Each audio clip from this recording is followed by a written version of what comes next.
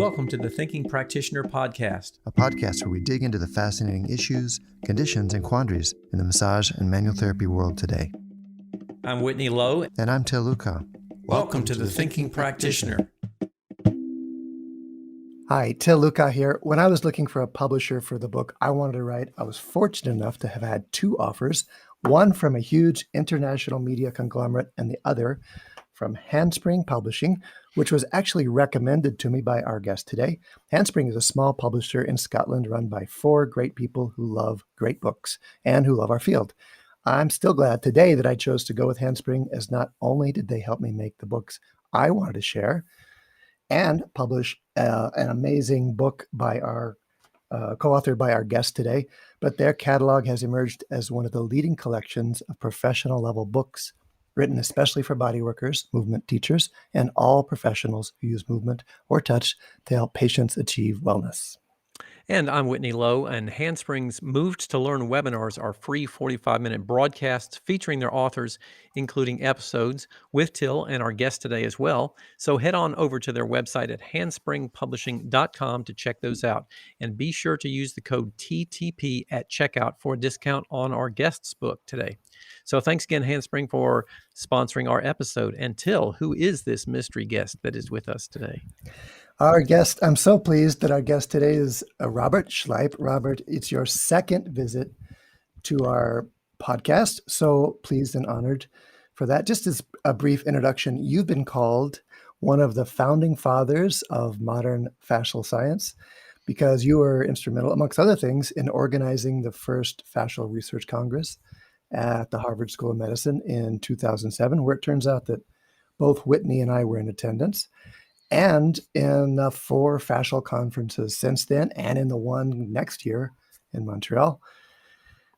You trained as a certified Rolfer, which is where I met you, and then you also, interestingly enough, trained as a Feldenkrais practitioner, and you've been a bridge, really, between, say, clinical practice of bodywork and science for several decades now. You have an impressive new book out, the second edition of Fascia in Sport and Movement, which you co-edited with Jan Wilke and Amanda Baker, and we wanted to hear all about it. So welcome, Robert. Welcome a lot. And is there anything else you'd like people to know about you? Yes, I have been a good friend, collaborator, common troublemaker with Til Luchau for several years now. And it's my first time to link with you, Whitney. I've been hearing and admiring your work for many decades also. So I think what we share is a dedication to looking with seriousness and with an openness for new possibilities in the massage therapy, manual therapy, but also movement therapy field. So what you said, Til, that I'm mostly spending my most decades of my life as a manual therapist based on the Rolfing method is actually true from my perception. And the movement educator was always an add-on. And I've been lucky to be the first German trained in the Rolfing method in 1978, spending about 3 decades with my clients, trusting my hands, before I took a sabbatical to visit science land. And I thought this would be 1 year, and I felt like Alice in Wonderland. I felt like these scientists are very strange people, but I started to admire and to love them. And then I extended my sabbatical for another year, and now I'm here 15 years later, still on my sabbatical. And you've still actively engaged in science, I believe, as well as in bringing people together and writing quite a bit. You know, I haven't told you this, but I actually have a little note in my phone where I save questions for Robert. Things that when I get a chance, I want to ask you about. So I'm actually practicing a severe form of self-discipline today to stay focused on a couple of questions, and mostly around this amazing book, because I was so pleased when you revised it. And I'm going to work in some of my questions as we talk about the book. But is it okay if I just jump into that to start talking about the book? Because I'm excited about it. Is that okay with both of you? Let's hear about it. Yes, for sure. All right. The book's title is Fascia in Sports and Movement. And Robert, you just described yourself as having even more background as a manual therapist, as a body worker. How would you say the book is relevant to body work or massage or manual therapy, even though that's not in the title officially? Yeah, part of it is based on research, but also based on my own life and what happened there. But based on the research, I would like to point out that also in fascia research, one of the most high quality researchers is Helen Lorgewe. She's now the director of the National Council of Complementary and Integrative Medicine. I said it without stopping even, which is the world's richest and most potent research institute in the field of complementary medicine. It's a direct branch of the NIH here in the United States. And that is a position where I never dreamt of till that one of our people would get in our life chance such an important position. And in one of her very well done studies, she had shown that if you have a fascial adhesion, for example, in animals in the lower back, and you do not change the movement patterns of the animal, you only treat the adhesion, let's say, with a manual therapy, then you only get half as much improvement as if you also change the daily movement. And that's why my joke has been, or why I created the joke, if you are a manual therapist who is not only a movement educator, you should only charge half as much per hour, if you think about the value that your clients are getting. So you can loosen some adhesions in the lumbar fascia. We can look at that, how we do that. We now have ultrasound to show it. Is the lumbar fascia adhered in this client? Then most likely fascia has a driving or contributing component. If not, you may need to treat the psychology or the muscles or something else. But if you only loosen the adhesion and don't change their movement habits, how they untie their shoe, how they use the elevator, how they do the stairs, how they dance, etc., how they go jogging, then they will be back pretty soon. So that would be a scientific answer to your question. But also in my life, I started to discover sitting in front of the desk doing online education and then sitting in my treatment room is not as fun as if you also do dancing and running and Pilates and stretching and all these things. So this sounds like it's kind of a combination then of saying, what we have traditionally sort of looked at as sort of fascial approaches, but also bringing in a lot of sensory motor integration and motor learning and that type of thing. Would that be accurate way to refer to that? So I think Til and when we started to become assistants first in the Rolfing School, the manual therapy was considered to be everything. And then some of the female spouses of some of the senior instructors, why don't we do also some movement? And we thought it's a nice add-on. But that has changed in the last 30 or 40 years in the Rolfing School, but also in many other schools. This is now common practice. To change the daily movement repertoire of your clients is as important as how you use your fingers when you work with the adhesions or other dysfunctions.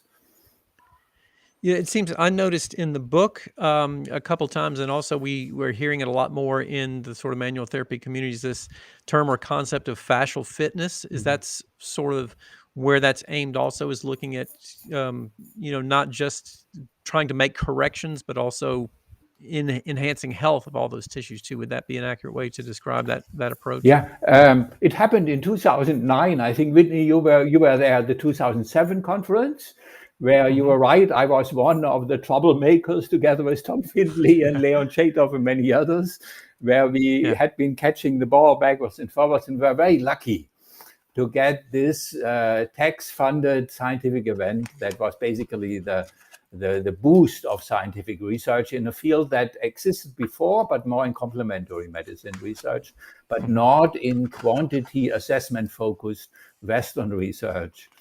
And it was the conference after that in 2009 in Amsterdam, where after one of the presentations, it was Yasuo Kawakami who used high-resolution ultrasound and showed us what is happening in the calf muscles, but also in the aponeurosis of the Achilles tendon when somebody is bouncing. And he showed us that, contradictory to the expectation, if somebody is bouncing at the resonant frequency where the bouncing feels effortless, then the muscle fibers do not change their length very much during the bouncing. They are almost like only isometrically stiffening. And the Achilles tendon and the aponeurosis, they are doing like an elastic yo-yo. Oh, wow. And that was the beginning. So after that lecture, several of us, we said, should we get together and discuss whether a fascia-oriented movement education would make sense?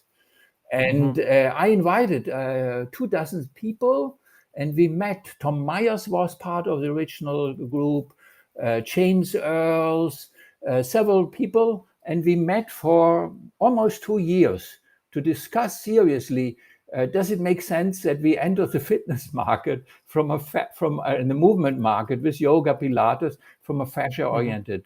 We have other things to do. Does it make sense? Isn't there enough already? And we realized after several rounds, yes, it makes sense to ask the question, if I guide movement not to train our muscles optimally, or not to train our mind ideally, or the cardiovascular system, but what is good for the fascia? And then we rediscovered bouncing. It was known before. In Swedish gymnastics, they did this effortless movement. And that became fascial fitness. And we wanted to register it as a brand and become billionaires. But we decided, no.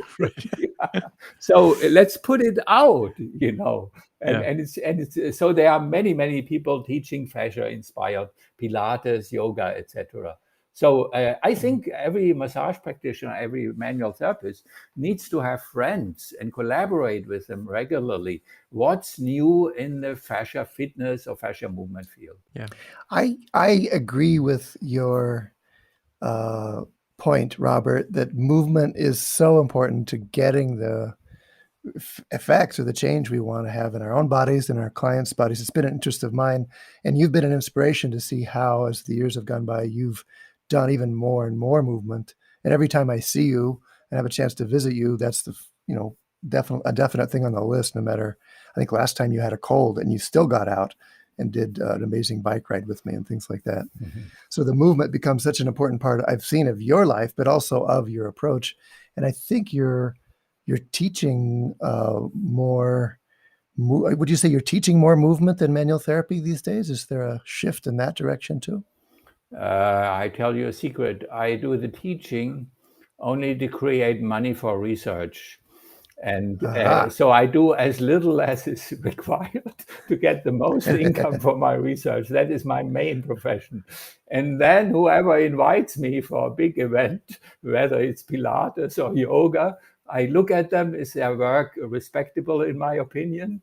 And I sing their song. I say osteopathy is the best thing since ice cream was invented, or yoga, or whatever. So recently, you're right. I get more invited by the yoga Pilates people than by my old friends, the osteopaths and the structural integrators. But I cannot predict what it will be in 2 or 3 years. This is a little bit of a tangent, but I just want to somehow give voice to the body workers who don't see movement as part of their scope of practice, say, or something they're particularly good at. And I know in the manual therapy space, when physical therapists and rolfers and massage therapists get together, it's almost a little bit like high school, where the athletes became the physical therapists and the people that weren't athletes became, say, the body workers or the people that sit and do their work more. And so I think there's a place that I want to just stand for that says, maybe I'm not going to be an athlete, and yet I can still do effective manual therapy. And actually, there's still things in your cool book that I find inspirational, even just for my table work, as well as, of course, all the movement inspiration as well. You are hitting something, but let's not get there for the whole time. Because we have been moving together. I'm sure, Whitney, you too, but Till and I have been doing that in several decades.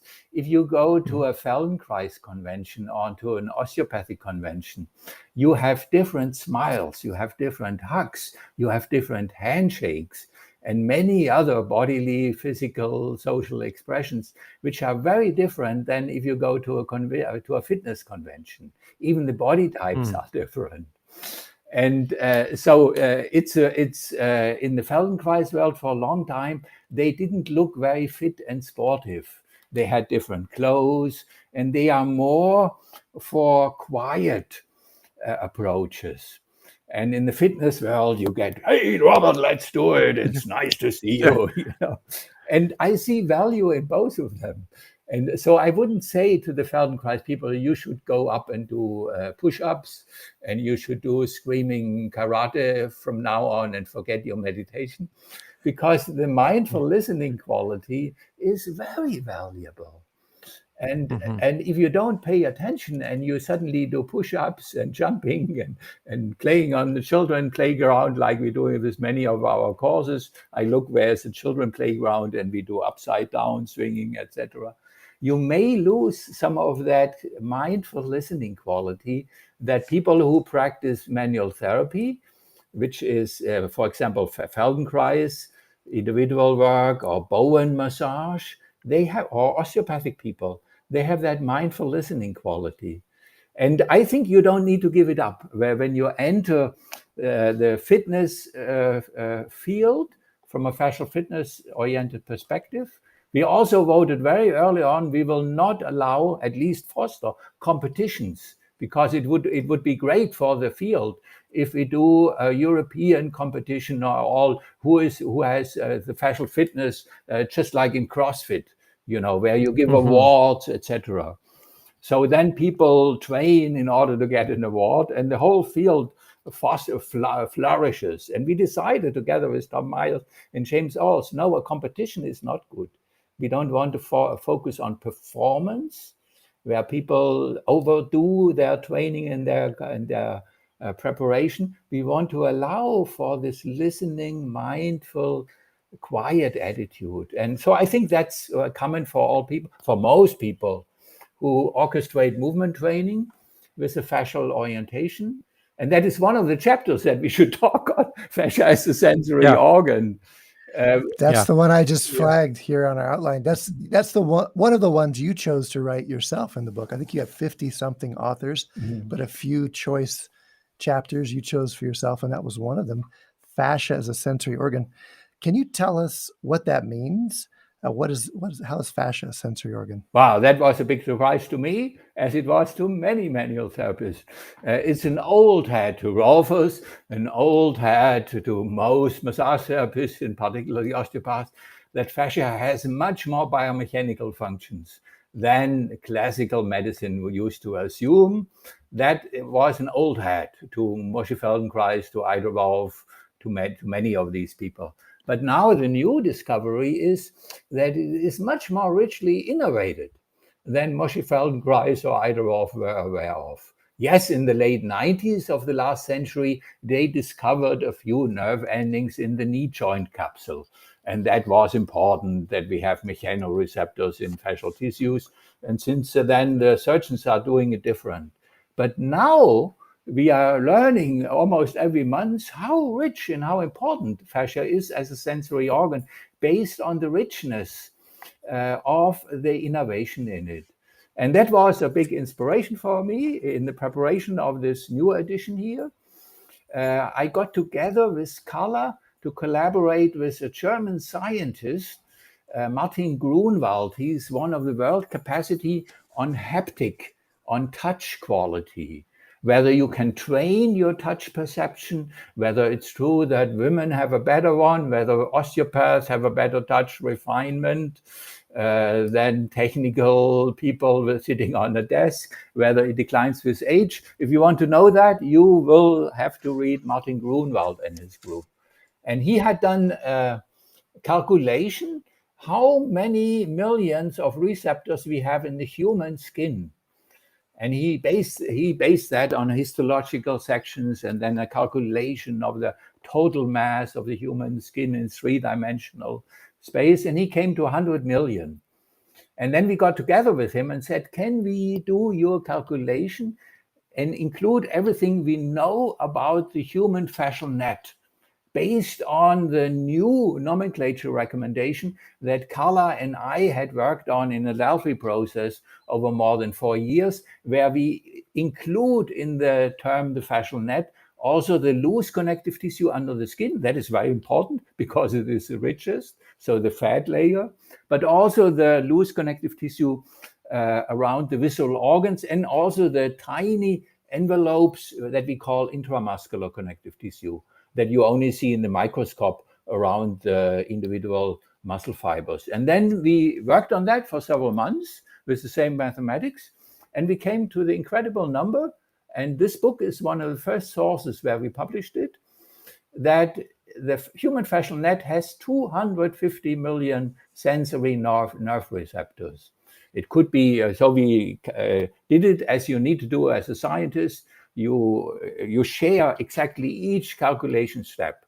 So if somebody has other numbers, they can do the calculation again.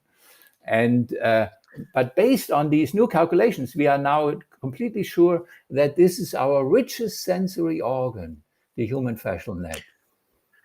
You know, when I first encountered this concept, I think in one of the articles that you did for the Journal on Bodywork and Movement Therapies about the new neurobiological perspective. I guess that was around the early 2000s. I remember, article yes, first came out. Yeah, but we didn't have the calculation then. Yeah. I didn't have the calculations at that time. I'm curious about these calculations because this is really fascinating. When they were doing the calculations, did you account for diversities in concentration in certain areas, like, for example, fingertips being far more sensitive, let's say, than the skin of the back, because there's so much more rich innervation for those kinds of tissues to pull in? Are those included in the calculations when you figure out and extrapolate it to the whole body? Martin Grunwald certainly did, because he is one of the best resources. How rich is your density of refinement in the skin of the fingertips? Yeah, right. So he certainly included that, and then he made some kind of transparent assumption. What is the average density? And then he included the whole surface of the skin. So he did that in the skin. And Carla, Martin Grunwald, and we try to do it in a similar way for the human fascia based on what we know. And we know, for example, that there are some fascial tissues, this is very interesting, in the retinaculum that have a higher innervation than other tissues. And we included that based on the knowledge that we have. Yeah. Because one of the things that struck me about this is fascinating. It's a fascinating question, and maybe you don't have the answer to this yet. And this is something I can maybe encourage for a question to be explored, is when we think about fascial structures in like comparing the skin to some of the underlying fascial tissues in the back, for example. We were using that as an example. The skin innervation is not really high in the back in terms of like 2-point discrimination, being able to make the distinction between those points. But it seems like the fascial tissues in the back would be far more densely innervated because of the importance of all the crucial proprioceptive information about upright posture and movement that would be necessary in the back, as opposed to in the fingertips, for example. It seems like a lot of the fascial tissues may not need to have as much input. It's almost like there'd be instances where it would be reversed. Based on the model from Carla Stecco, the skin is more for exteroception. So with your fingers, you try to find out as much as possible for the tissue that's touching you on the outside. And you're not so interested to know in terms of proprioception, what is the exact angle at your joints while you do that. So the skin seems to be more exteroception. But now the question now also about the lower back is, what are these rich nerve endings that we have in the lower back, but also in other areas? And part of it is proprioception. But this is a very interesting point, Whitney, because I went around the planet, made a lot of money for my research to talk about fascia as a sensory organ, and showed them some Rolfing-inspired loosening techniques and how important the proprioception in the lower back is. But now Professor Menzer, in his latest publication, he said he only found one Ruffini endings in hundreds of sections. He found lots of free nerve endings with potential nociceptive capacity, but it seems to be very poor in terms of proprioceptive. And that's not what I wanted to hear from him. Yeah. Right. So basically, and it happens in science. Yeah. So fascia is there for pain-related body perception. Of course, pain is not only created in fascia; your whole brain is involved in your expectation. But let's say for injury-related body perception, whether something is dangerous or you for not, and that seems to be very, very rich in fascia. And then less rich is the proprioception. Where am I in space? Is my weight mostly on the right foot? Do I have a lordosis while I bend forward? And we all know how important that is. And for low back pain, as you pointed out, the two-finger discrimination, which is a haptic test, you measure the sensitivity of the skin, but it seems to go it goes very much hand in hand with your proprioception. So when we do proprioception studies, for the lumbopelvic movement, we do the 2-point discrimination on the skin because it's cheaper to do than reposition error with the other experiments that we have with the other machine. So that's a little dive on the fascia as a sensory organ, but I think it's the most interesting chapter, and that's why I picked it for Carla and me to co-write it together. And I learned a lot. Many potential applications for us all, I think. Yeah. One aspect that we only included in several paragraphs is the interesting relationship of these millions of free nerve endings that are not related to proprioception to the autonomic nervous system. And there is a rich connection there. So the highest number of nerve endings of a single type are not Ruffini endings, as much as I love them. They are not substance P positive free nerve endings associated with nociception, but they are the sympathetic nerve endings. So this is the richest type of all the fascial innervation types, and that is very interesting to us.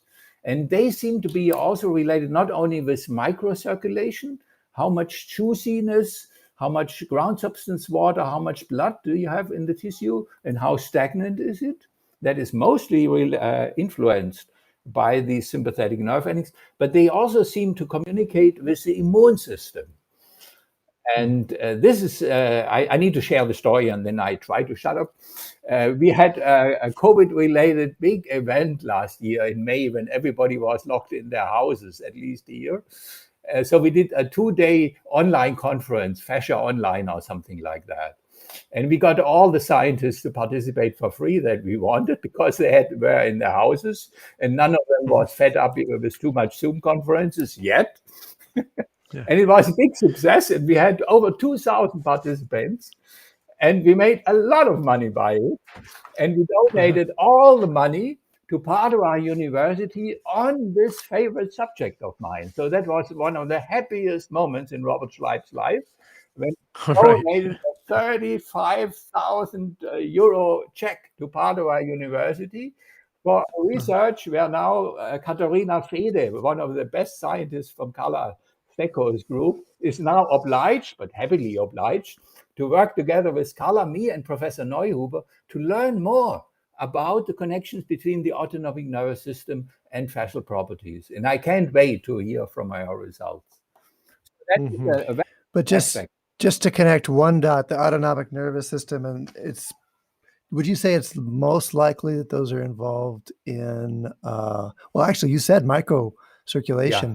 I was thinking about their role in vasoconstriction, vasodilation. Yeah, that's it. Etc. So that's it. Yeah, yeah.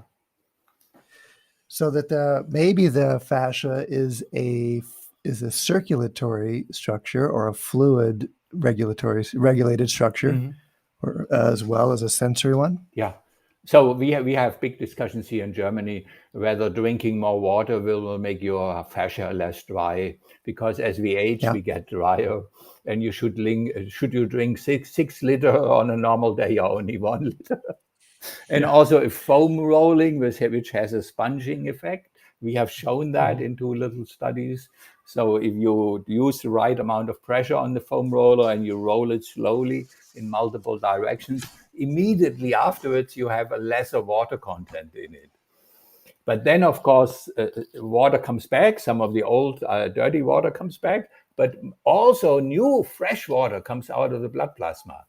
And that doesn't have yet pro-inflammatory cytokines included. It does not yet have the free radicals, which are kind of a waste product.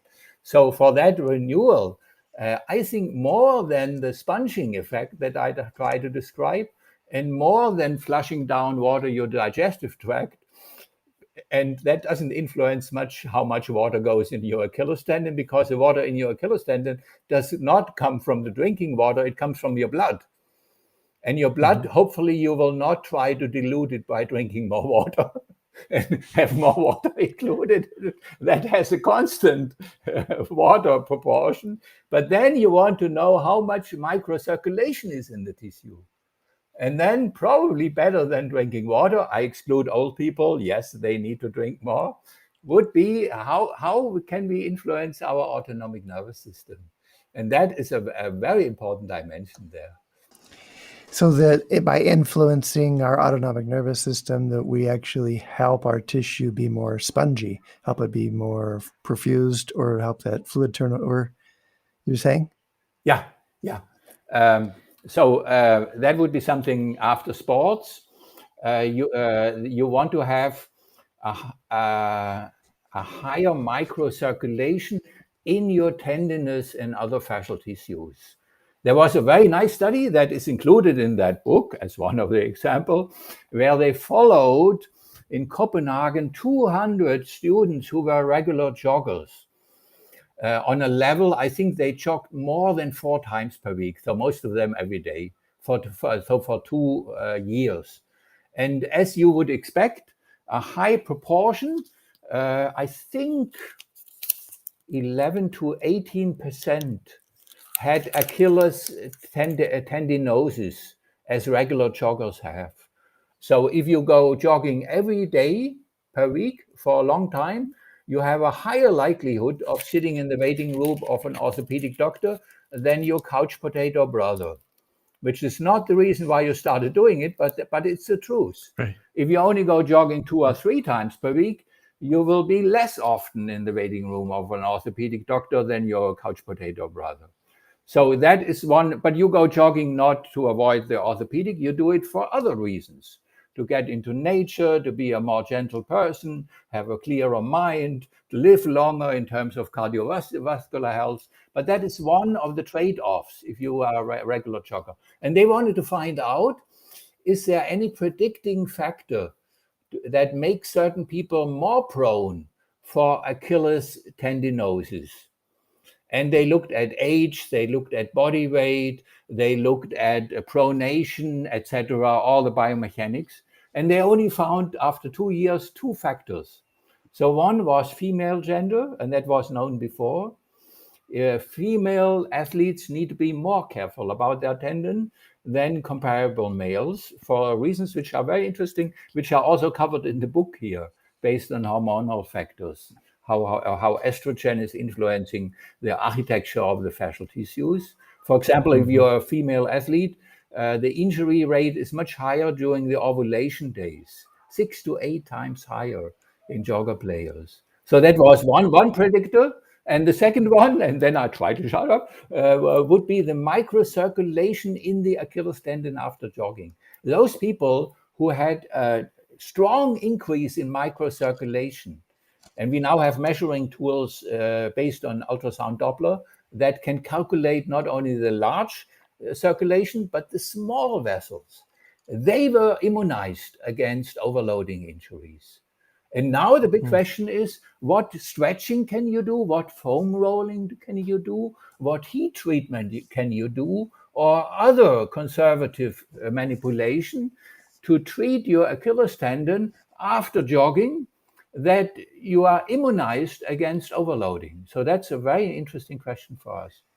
And you, just to step back, you mentioned sympathetic, did you say stimulation? Yeah. For improved the microcirculation? Yeah.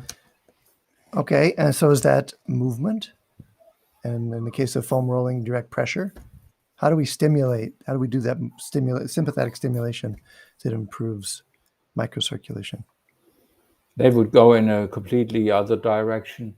So more vigorous movements can get the sympathetic nervous system activated. Okay, so it's parallel to fight or flight dynamics then. A little bit. Yeah. All right. Does that mean if we're relaxing people, if we're focusing on parasympathetic effects, that we're inhibiting that? For the microcirculation, working against ourselves? Yeah, probably the best thing would be to get people out of stagnation. That as a healthy child during a day, you have hours where you are napping and completely relaxed like a cat in somebody's lap. And then you have hours where you're screaming and preventing to be robbers and policemen. And you are big adventurous. And then when you go to bed, you really sleep. Yeah. So you have big ups and downs, but none of the ups and downs takes you out of your balance forever. And as an adult, you had several traumatic injuries. I had several of them in my life. And then following the great teaching of Stephen Levin, Stephen Porges and Peter Levin, we know that these traumatic incidents can lower your resilience. So you become more controlled because it happened to you several times in your life that you were so much out of yourself that you were injured and that you were not able. So that is healthy sports. You would do some very quiet exercises. That's what we do in fascial fitness now, where you do very meditate. So you focus on your breathing and the pauses in the breathing after the exhale. And then you have other minutes where you're jumping and screaming, just like in the old dynamic meditation of Osho, where you jump and you make fierce sounds, and then you go into quietness again. So that would be one way how you can activate both the sympathetic but also the parasympathetic nervous system. Okay, so it's not as simple as parasympathetic bad, sympathetic good in terms of circulation. Because if it was, I pictured a prospective study, back to my high school analogy. We should look at the people that got involved in active sports back in high school, and then look at all those people sitting around who got involved in meditative, mindful body work, and now do a high school reunion now, 50 years later or whatever. And see of them who is more healthy now. Yeah. That would be very interesting. Very interesting. And what you may find too is certain types of things, like, certain portions of those groups have good cardiovascular fitness because they're very active, but they have, chronic, overuse problems or something like that. And another group has some different type of result. Yeah, as a scientist, follow on from stress management. So I would say that's a nice study, but it would not prove anything because you didn't control people who are good in sports. They will decide it's fun if they invest more into sports because they get more recognition. But if you are grown up with a body that is frail, where you are always the lowest one being picked in football games because you are born in an unhealthy body, you will become a meditation teacher. You will not, because people will say, "This is great, Robert. Keep on teaching more." And you will not get the same resonance if you go to become a fitness person or an athlete. That's right. We needed a crossover study where we redirected half of the jocks into meditation so and half of the freaks into sports. That's great. Well, you mentioned Peter Levine and Stephen Porges and their work around the vagal tone and the regulation of trauma as being influential or being something that you were paying attention to. That's such an interesting area too. I'm just brainstorming a little bit, and I think in both of their models, they're thinking about this range more than saying let's be sympathetic or let's be parasympathetic. they're thinking of this adaptability across that entire spectrum. Yeah. So that is something that goes beyond the book, but of course we covered in the book once several times. So what we can describe as resilience. So how wide can you go out of your normal lukewarm comfort zone and be able to recover? And that is an important dimension. We know in fibromyalgia, it's the best questionnaire to find out if you're prone to fibromyalgia, not to ask them about how depressive are you or anxiety, but there is several scales as psychological questionnaires on resilience. And it has questions: if something goes wrong, you spill a coffee cup, what is your inner dialogue? Do you say, oh shit, this doesn't fit? Or do you say, I knew it, today is a bad day, my mother told me, Robert, you will be a loser, and now it starts, So there are certain questions when you're out of balance. So what good mechanisms or bad mechanisms do you have to recover? And that is that ability to recover.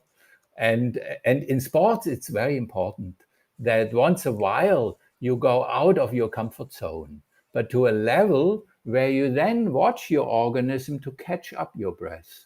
So it for most people, not for all people, it would be good that once a week you jog so fast that you cannot breathe through your nose normally, where you lose your breath and your heart is pounding. And then you stop and realize, how long does it take me to come back into a balanced body sensation again? And so I have to be careful, because the Nazi philosophy of my parents and grandparents went in a similar direction. What doesn't kill you, Robert, makes you stronger. Yeah. And I didn't like that attitude. I do not like it. And that's why I became a Feldenkrais practitioner and meditation junkie. But now we learn something similar from Wim Hof and other people, or from Kneipp, that it's very good once a while to take a cold shower before you go back in the lukewarm water or in the comfortable warm water. And that is something also for the fascia, that you go beyond your comfortable range of motion, that you stretch a little bit further than you would normally do, and explore how that is influencing you. But you don't do it too often, and you know that the body takes time to adapt. I'm curious, Whitney, I just want to cue you up see if some of your questions are. Yeah, I didn't know if you wanted to go through the other things there. I do have a burning question that I want to dive into here. So if that's okay. So Robert, this is something I've been dying to ask you for a long time. So I want to kind of to delve into this a little bit. That a lot of when I hear, at least in the I'm most familiar with the massage therapy community, because that's kind of where I live. And when I hear the people in our community speak about fascial work, it seems like they're mostly thinking along the lines of the sort of a lot of the former mechanical or biomechanical models of elongating fascial tissue with manual therapy by what we do with our hands. And as we know, a lot of the biomechanical research has not really supported that idea very strongly, that we're able to do that, especially with the dense connective tissue, in terms of elongating that fascia. What I got a lot out of looking at things in the book seemed to indicate that there's all kinds of physiological responses being mediated by a lot of these other aspects of, like, the loose connective tissue and other aspects of what we consider now to be the broader fascial network. And so my question really is there something that we can call fascial work where you can specifically target a particular type of fascial tissue, or should we really be looking at more of the sort of the global effects on the large scale fascial system from any type of manual therapy? Might include a wide array of all these different types of things, but it's particularly difficult to say, I'm going to target this particular fascial tissue with my manual therapy and do this thing to it and make it change this particular way. Let me start with what you said at the beginning and assume that everybody knows that, and I would agree. Let me come back to your first mentioning that most manual therapists think they know that you cannot change dense fascial tissues like the IT band. From traveling internationally, as much as Til, as you are doing, this is a North American social media phenomenon. It's a gossip that I hear again and again in North American, and they think this is the common state. If you find out where those people who say you cannot change dense fascia, they usually refer to the IT band. And I say, do you have studies to quote? They come back to a paper that I co-published with Hans Shortley and Tom Findley, where we did diligent measures how much newtons per square centimeters are necessary for a plastic deformation on a meat butcher level, with fascia being put as a dead piece of meat on the table.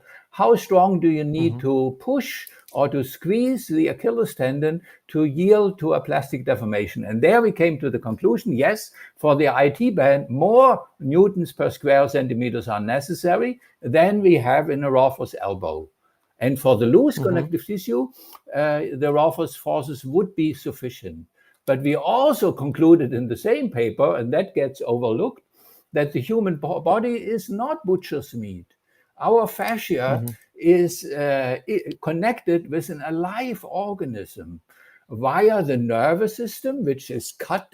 So you can definitely stimulate some Golgi receptors in the IT band, where then the tensor fascia lata or the gluteus maximus or the vastus lateralis change their EMG muscle tonus. And then the fascia gets significantly softer. And that is something that you can measure. So we finished the article by saying it's still possible for fascia that is connected with a living nervous system and a living autonomic nervous system that changes the hydration to have a profound effect on the stiffness. And that was also shown. So one of the best studies now is that people with low back pain, their fascia is more densely adhered to each other and to the musculature underneath than comparable healthy people who do not have low back pain. That was clearly shown. And now the question is, are our forces sufficient to loosen that? And I was a mentor of a study that is now published for the second time because it's a different protocol, that normal foam rolling pressure, which is not as skilled as roughing pressure, is sufficient to increase the shearing mobility between the first layer of the lumbar dorsal fascia and the second layer, exactly where people who have chronic low back pain have their adhesion. So that means we certainly, using as unsophisticated tools as foam rollers, are able to change fascial properties in architecture. So there is no question about it. And whether you call it fascial therapy or not, that is often a matter of sales point. So in Germany, foam rollers are used as fascia rollers, as if they target the fascia specifically and not the skin or the muscles. And the same thing, a roffer could be also called a lymphologist. So it's not what you do and how much data you have, but which tissue you want to use in your narrative to convince your clients.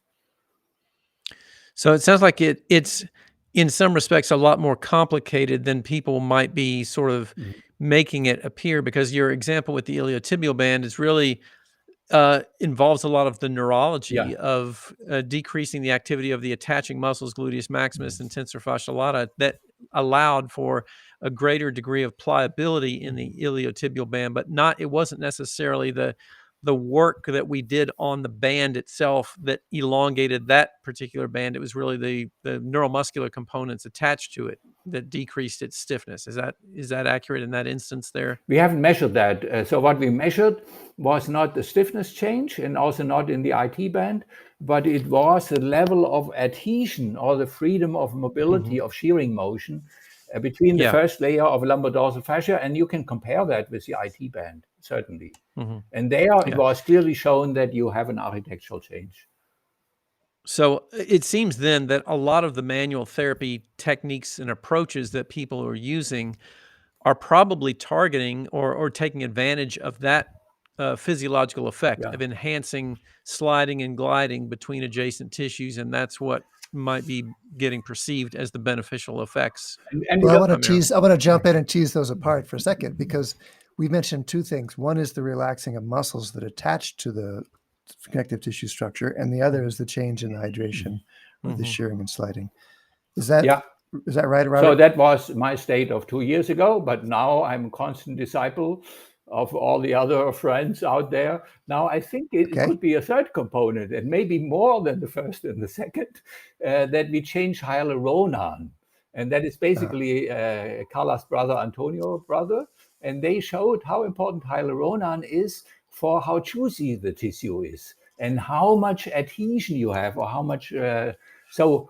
Most likely the change that I described in lowering the adhesion with foam rolling between the first and the second layer of the dense lumbar fascia was not that collagen fibers collagen type 1 fibers were broken up or were plastically elongated. That would be hard to believe for me. But the hyaluronan, which is part of the half watery jelly-like ground substance, that can change into a less viscous binding condition within a few minutes of adding mechanical perturbation or adding warmth to it. So it comes back to the Galtosol model from Ida Rolf, which is not changing the fiber, but changing the ground substance. And we didn't know that a lot of that depends on the hyaluronan in the connective tissue. Healthy hyaluronan forms very small molecules, and they allow slippery gliding. But unhealthy hyaluronan, maybe that's not the correct term, but under certain pathological conditions, particularly in an acidic environment, hyaluronan can assume a supermolecular binding state and then becomes a sticky glue. And then if you have that two surfaces next to each other, it prevents a shearing gliding motion, the same stuff. And then the question is, how can we use our hands to break up the supermolecules into smaller pebbles again? And the Stekos were able to show that. No, they didn't demonstrate, but they showed indications for it. Because you cannot film the hyaluronan, but they did a vigorous manual rubbing, and afterwards you seem to have the less viscous, more slippery hyaluronan in the connective tissue. So that would be a third hypothesis, and maybe in 5 years we have another one. Yeah. So that was going to be one of the things I wanted to sort of like get kind of clear on, because I know a lot of people want to know, are there particular techniques or approaches that are better at this than others in terms of enhancing that particular effect? Movement. We have been talking, the three of us, you see how little movement we do. We have been talking for the last half an hour at least only about manual therapy. And in the last study from the Stekos, they were able to do a histological investigation which fascial tissues have a higher density of hyaluronan. And to my surprise, they found out, of course, that there are differences. Some fascial tissues have more or less, but I was not surprised for the magnitude of difference. They showed there is not a 15% variety, but 15 times more hyaluronan in certain fascia than in others. And that is much larger than I expected. And what they showed, and that is very difficult to do, because to measure hyaluronan, our lab could not be doing it, because in a few minutes of air exposure, you change everything. So you have to do very, very detailed work there. But they were able to do it.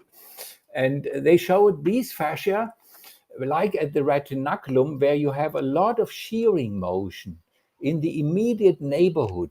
So underneath the retinaculum of the hand, ankle, of the wrist, you have tendons sliding 10 millimeters in one direction and 10 millimeters in the other. There, the body feels like a lot of lubrication is needed. And they found the right cells. They are called fasciacytes.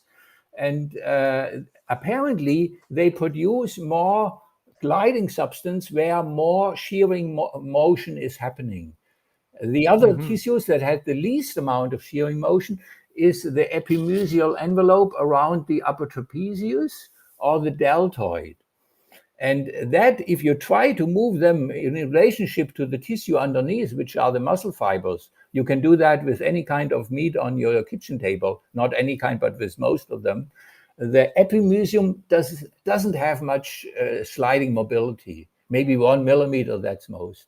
So their conclusion is, if you have a fascial tissue and you only move it 1 millimeter in relationship to the tissue underneath, you will not have much hyaluronan. But if you do large angular movements, as you do in your wrist, you will have a lot of hyaluronan. Now, tell me, what can we do for our faces if we want to have more hyaluronan? I have many clients in my Munich practice who go twice per year for hyaluronan injections. And then they Really? have a younger skin, but it costs a lot of money. I know exactly, because I collaborate with one of the dermatologists. But the body is not supposed to need injections, because we have our own pharmacy inside, which are the fascias. They are specialized not on collagen production, but on hyaluronan production of the slippery quality. And now the movement application would be, you would need to yawn more often or to laugh more often, so that the temporal fascia and the masseter fascia get not only 1 millimeter shearing motion, but 10 millimeter shearing motion. So large angular stretches would be ideally, and that would be a study, to find people who are only laughing and yawning on one side of their face. And then we do photographs of them. Of course, that's not possible. And then compare it with the other face. Or we do it for a couple of months and then compare it with the hyaluronan injection. So please do more large variety stretching movements. And that should give you more of the slippery hyaluronan condition based on this latest indication from the STECO investigation. So I see a potential for facial fitness coming down the pike. That's right. That's what they need. And that is a nice story. I think I've shared it with you, Til, because I love it so much. Many years ago, I had a client, and in one of the cosmetic surgery, she went to the best in Bavaria from his reputation. He cut one branch of the facial nerve here. That happens in 1 of 100 people or so. And that was a disaster for her, because she's in public life and needs to do public appearances. Wow. But with the spit dripping out of the right corner of her mouth, she said, "Robert, I do everything to speed up the recovery."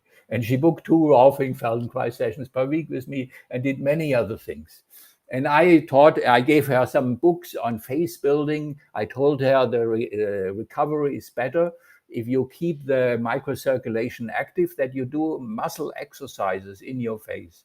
And she went with these books where you stretch the auricularis oris, and then you put your nose in wrinkles. But then I told her about the work of Stephen Porges, that our facial motor capacity is driven by social activity. And she read everything she could get from Stephen Porges. She's a very smart woman. And she loved the material. She could tell me any part I had missed. And then she went to a friend who had a baby at the age where they cannot walk anymore. So where they are 1 year or half a year.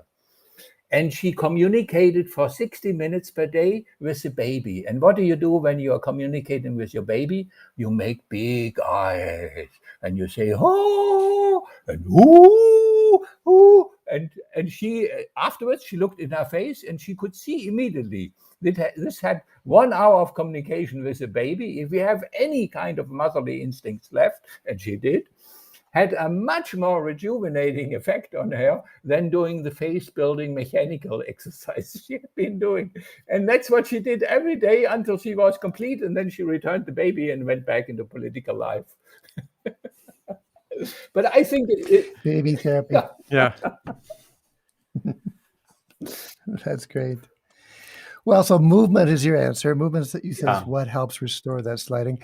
I know some of us, myself included, are really experimenting with these ideas and using them, maybe we could say metaphorically, because we don't have research to back it up, to see if we can think about restoring glide, Yeah. about changing hydration.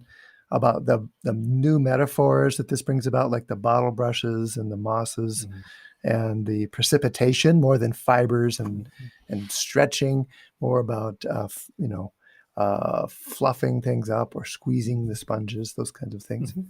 Certainly influencing us on a metaphorical level. Yeah. Yeah. There's and it's surprising, just to backtrack one thing, you mentioned the retinaculum. That's one of the things that really surprised me from the book too, is how much hyaluronan there was in the retinaculum, which I think about as a pretty stiff, dry tissue. Yeah. And that makes me realize that my images probably come from preserved dissections and pictures. Yeah. And that your point too about how it changes so quickly.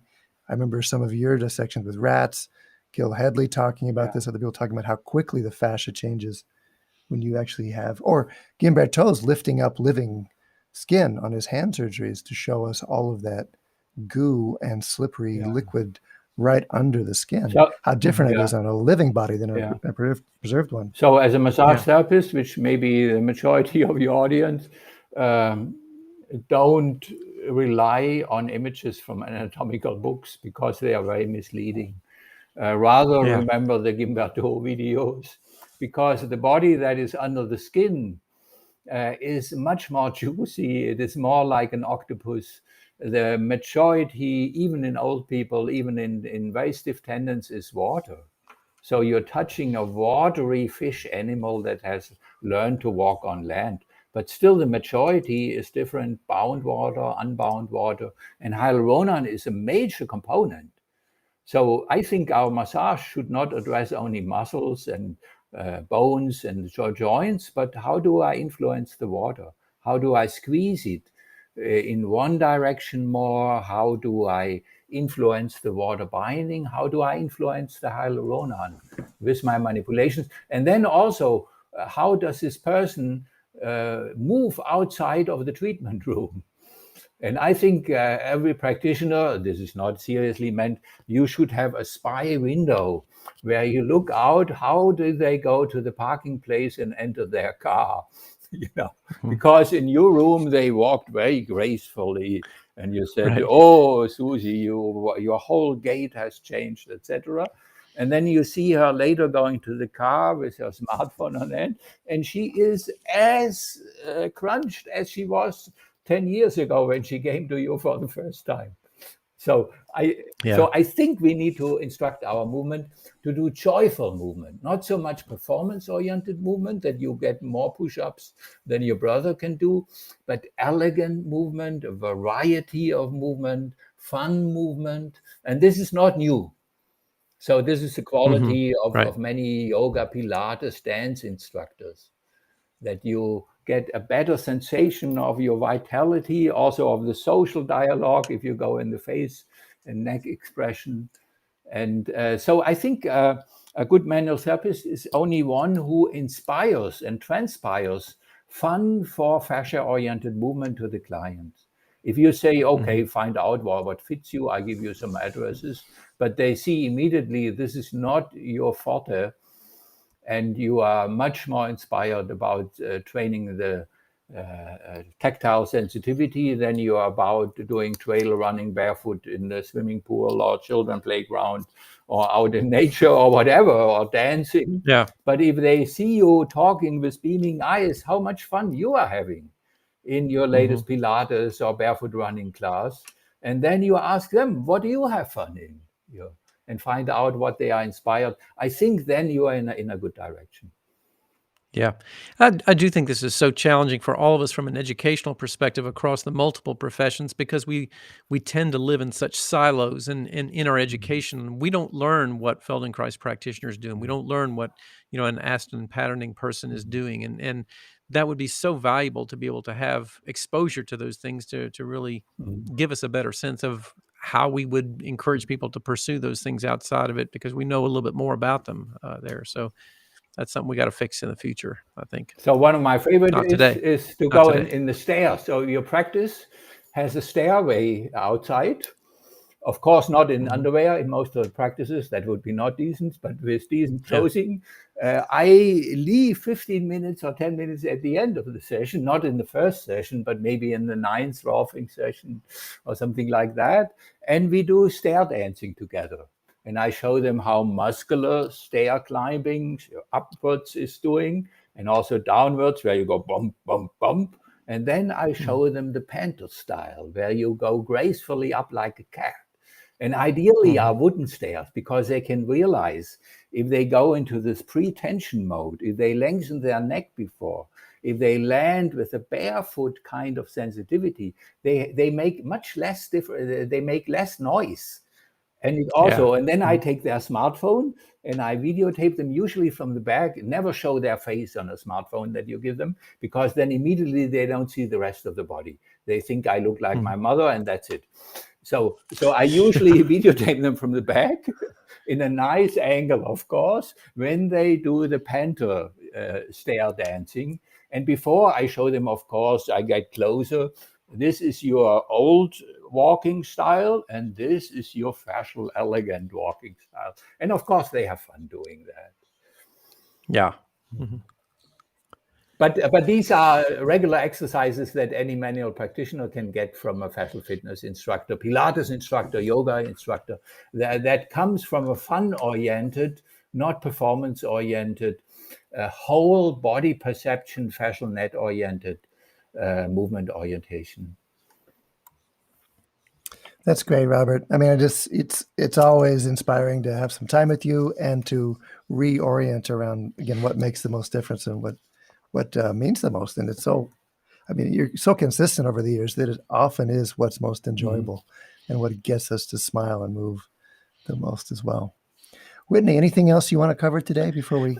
Well, there's a million things that I would love to continue going on and on and on about here. But I want to, Robert, thank you so much for your time. I know your time is precious, and these are fascinating discussions that we've gotten here, and hopefully given everybody else some interesting light bulbs to pursue. It certainly has for me too. And I would like to just put in another plug to everybody. Go out, take a look at this book, because there's some really rich discussions of things from a wide variety of practitioners, and they're an excellent group of individuals that we've put together for the book, Fascia in Sport and Movement. So go get it, take a look at it there from Handspring Publishing. If you have the first edition, you will hate us, because as soon as you pick up the new edition, I hate these authors. If I have their first edition and then the new edition comes out and I realize immediately, shit, I have to buy it again, because the changes are so substantial. So now it's twice as thick, has more than double number of authors. And the first edition was already translated into 9 different languages all over the globe. So that shows already why we were motivated to continue in this direction. And, you all know also as authors, the challenge that we have is that, you've got stuff that you've put out there in print, and then things change. It's like, don't go read this. It's no longer accurate, Well, I'm so pleased to see that you did take the time to double its size and add a lot more illustrations, including some from our beloved Borgery I see in this book. Yeah, that was our other project, but we don't share now. We had a secret project while you came, and we went into the state library here to look at the ancient old drawings, but that will be another topic. Another topic to be talked about later. Remember, you can get 15% off Robert's book, Fascia in Sport and Movement, at handspringpublishing.com when you use the code TTP at checkout. Thanks, Handspring. Well, we have another sponsor. Do you want to tell us about them, Whitney? Absolutely. Our closing sponsor today is Books of Discovery, and they have been a part of the massage therapy education for over 20 years.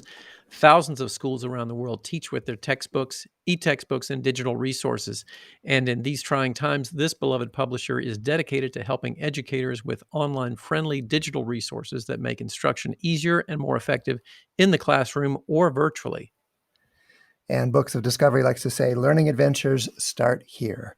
They see that same spirit here on the Thinking Practitioner Podcast, and they're proud to support our work, knowing we share the mission to bring the massage and bodywork community enlivening content that advances our profession. Check out their collection of e-textbooks and digital learning resources for pathology, kinesiology, anatomy, and physiology, at booksofdiscovery.com, where thinking practitioners can also save 15% by entering thinking at checkout. And we would like to say a thank you to all of our sponsors. Please do stop by our sites for handouts, show notes, transcripts, and any extras that we have over there. You can find that from my site at academyofclinicalmassage.com. And Til, where can they find that with you? Advancedtrainings.com. Robert, do you have a site you want to mention at this point? Fasciaresearch.de is one of the more research-oriented. Fascia Research, one word, .de for Germany, or somatics.de, both of them. And I highly also recommend looking at the Fascia Research Society, what a possible membership would offer, and also for the events that they organize. Fantastic. We'll be sure to put links to all that in the show notes. So if there's questions or things you want to hear Whitney and I talk about, email us at info@thethinkingpractitioner.com or look for us on social media. Just search my name, Til Luchau, or how about you, Whitney? Also, yeah, you can just search my name on social as well.